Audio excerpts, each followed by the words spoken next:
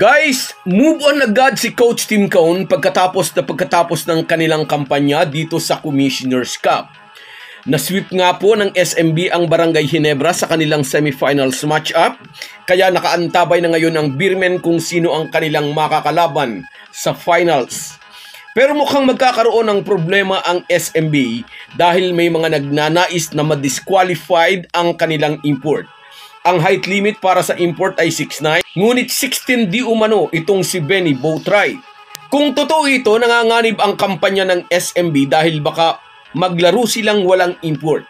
Kahit hindi pa sure kung sino ang kanilang makakatapat sa finals, ay may gusto ng dumiskaril sa kanilang kampanya. Yan at marami pang halo-halong topic ang ating pag-uusapan, kaya panoorin nyo ang bidyong ito hanggang dulo. Kung gusto nyong suportahan ang ating channel, please like and subscribe. Sa mga nag-subscribe na, maraming salamat. Malaking bagay po yan sa aming mga vlogger. At sa mga hindi pa, salamat sa inyong panunood. Mga ka-Republic, right after na ma-eliminate ang Barangay Ginebra ay kaagad ini-announce ng SBP na si Tim Cone ang magiging permanent coach ng Gilas, Pilipinas. Although wala nang nagulat sa balitang ito dahil mahigit isang linggo nang nagsisirculate sa media na ang American mentor talaga ang hahawak sa ating national team. Sa totoo lang, kahit maraming pangalan ang naglitawan na very qualified daw para maging head coach ng Gilas, Pilipinas, kasama sa mga pangalang iyan ang dating coach ng Bay Area Dragons na si Brian Gordian, ang former Gilas coaches din na sina Raiko Toroman, at ang coach ngayon ng Ateneo Blue Eagles na si Tab Baldwin. Pero sa listahan ng SBP ay parang tatlo lang ang kanilang kinonsider para sa posisyon. Ito ay sina number 1, ang current Ginebra coach, number 2 si Cone, at number 3 si Tim. Mula nang giyahan ni Tim Cone ang Pilipinas sa Hangzhou Asian Games Gold, doon pa lang ay parang may tiyak ng plano ang SBP. Para sa kanila, walang ibang mas qualified maliban sa Ginebra coach na na-achieve ang halos impossible sa Asian Games. At kahit sinasabi rin ni dating coach Tim Cone na hindi pa siya nakakapagdesisyon kung tatanggapin ba o hindi ang posisyon, mukhang sa kanyang isip ay kanya nang tinatrabaho ang magiging lineup ng national team. Kasabay ang pakikipagbakbakan ng Ginebra sa SMB sa semis. At pagkatapos ng ma-eliminate ng SMB ang Barangay Ginebra 0-3 sa best of 5, naglabas agad si Tim Cone ng kanyang 12-man lineup. Ito ay sina Scotty Thompson at Jamie Malonzo mula sa kanyang team na Ginebra, Junmar Fajardo at CJ Perez mula sa SMB, Calvin Oftana mula sa Talk and Text, Chris Newsome galing naman sa Meralco Bolts, Dwight Ramos, AG Edu, Carl Tamayo at Kai Soto mula sa B-League. Nag-iisang galing sa Collegiate League, si Kevin Kiambao ng Lasal Green Archers. At para sa slot ng naturalized player, walang iba kundi si Justin Brownlee. Naniniwala ang SBP Executive Director na si Miss Erica D na magiging available na si Justin Brownlee na maglaro para sa Gilas. Mula nang i-announce ng International Testing Agency na bumagsak sa doping test ang Gilas naturalized player, ay hindi na siya naglaro. Retroactive aniya ang ipapataw na suspension, kaya kung bibilangin daw ang mga araw by February 8 ay magiging eligible nang maglaro si Justin Brownlee. Sa wakas, makikita na ulit natin si JB32. Huli natin siyang nakitang maglaro noong Asian Games nang sungkitin ng Gilas ang gintong medalya sa Hangzhou. May mga nagsasabing hindi na raw talaga pinursigi ni Coach Tim Cone na manalo sa SMB dito sa semis dahil gusto na nitong matutukan ang Gilas. Hindi po totoo yan, mga idol. Ginawa ng Ginebra ang lahat laban sa SMB, ngunit sadyang malakas ang team nang magsiserbisa.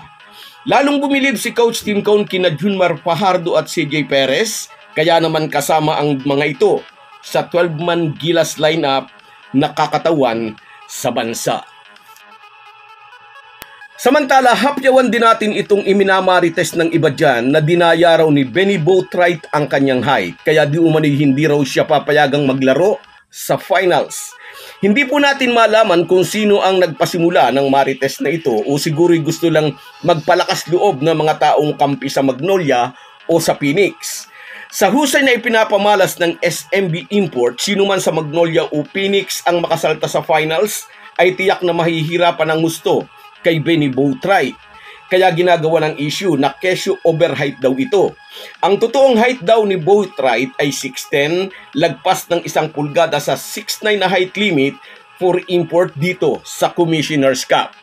Dito po sa basketball profile ni Benny Boatwright na ginugil natin, 6'10" nga po ang nakalistang official height niya.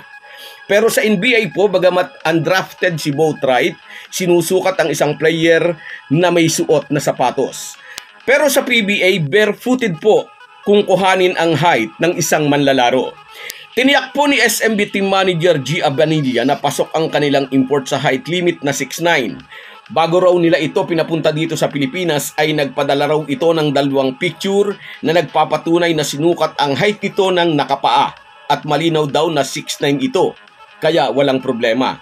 Walang katotohanan yung bali-balita na hindi ito papayagang maglaro sa finals. Marites lang talaga yung kwento. Kaya kung sino man sa Magnolia at Phoenix ang sasalta sa finals ngayon pa lang ay paghandaan nyo na si Benny Boatwright.